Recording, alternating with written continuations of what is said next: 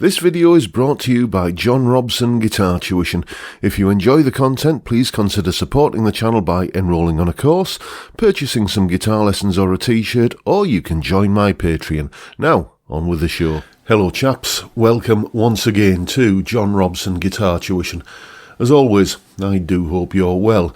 If you were watching on Thursday, you will probably recognise this guitar. It is a Gibson ES339, the scaled down, the baby 335 basically. It doesn't belong to me. It belongs to a friend of mine called David, who's loaned me oodles of guitars to do videos with, because he has like a enormous collection of guitars, and he's always kind of saying, do you want this one or do you want that one? And this is the latest one he's loaned me. It's not just a regular made in the USA Gibson. It is, as you can see by the decal on the back of the headstock there, this is a Gibson custom shop guitar. When we looked at it on Thursday, I gave you all the sort of weights and measures, you know, pickup readings, nut width, how much it weighs, all that sort of stuff. And I said, so if you're interested in that information, then I'll link to Thursday's video in the description below. And I said today what we'll be doing is having a listen to it in a solo, in a piece of music. So let's get on with that.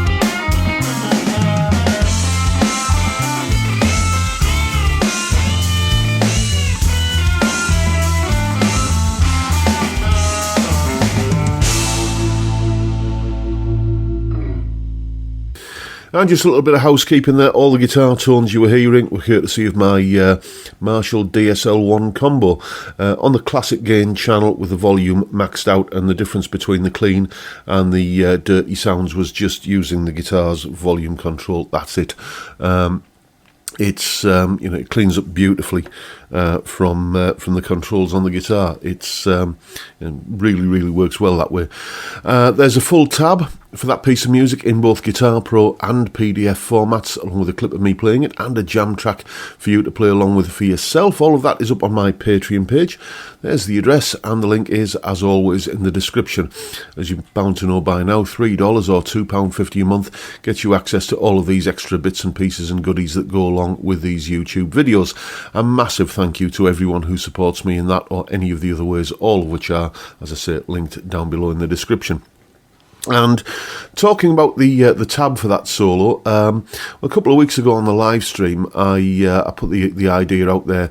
Would people like to see me tabbing out a solo from start to finish? And I thought, who's going to want to watch that? But it turns out plenty of people did like the idea of seeing that in a video.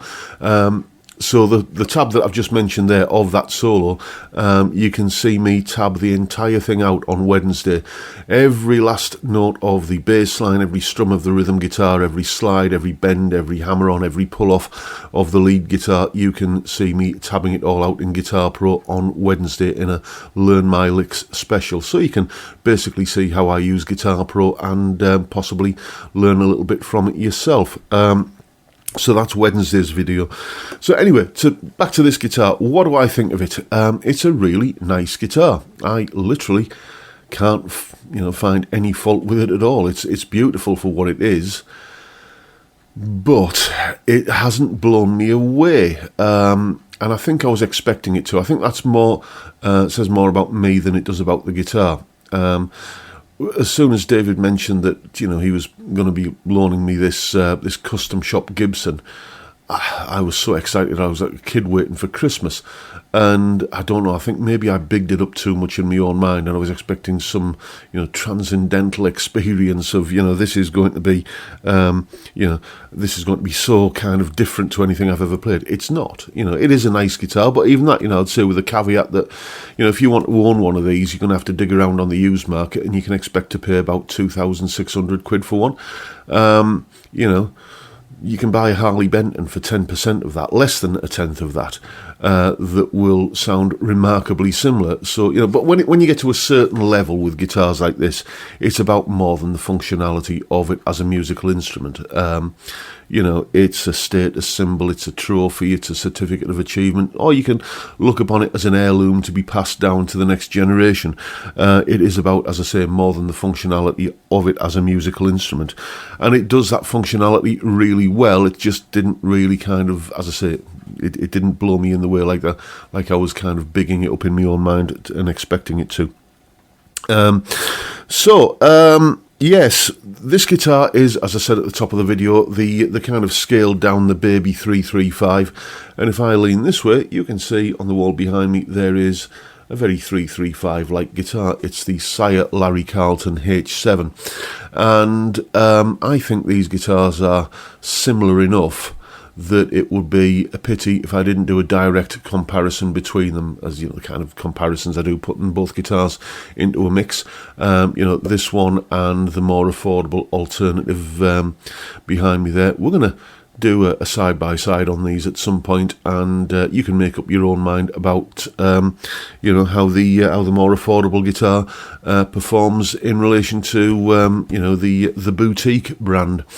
And that is pretty much it for today, folks. Hope you've enjoyed what you've seen, and if that's the case, please hit the subscribe button and the notification bell if you haven't already done so. And why not give me a like while you're at it? Don't forget, as always, the live stream every Friday 5 PM UK time, where we drink beer and talk music and guitars. What, I ask you, is not to like about that? Fantastic way to kick off the weekend. I would love to see you there if you can make it. But for now, I'll bid you all a good day and say thank you so much for watching. Thank you for your time. Look after yourselves, folks. Stay well, stay safe, and above all, stay sane. Bye for now.